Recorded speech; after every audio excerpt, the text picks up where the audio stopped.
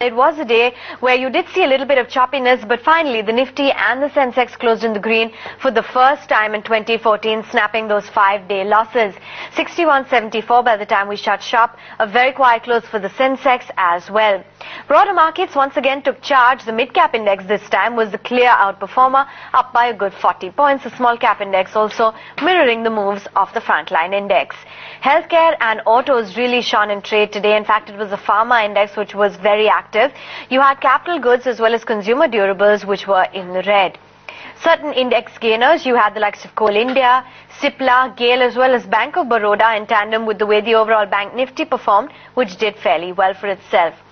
Select pharma stocks were in focus on the back of heavy institutional buying. It's been a bullish outlook by most of the brokerages. You can see the names on your screen. All of them rallied smartly after brokerages gave these stocks a big thumbs up.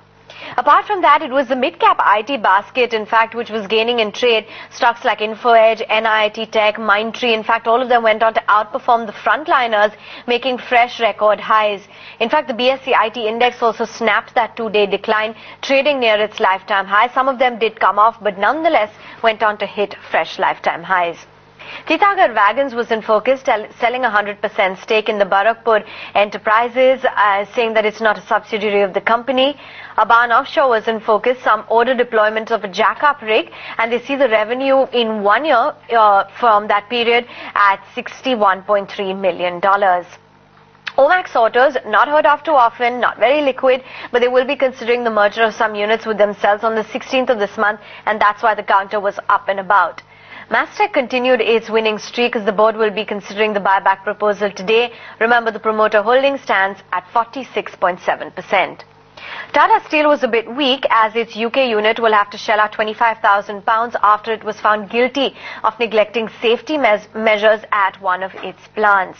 And apart from that, you did have Prestige Estates from the real estate basket in focus. Their Q3 total sales stand at 1,260 crores, and they say that they are close to meeting the FY14 sales target.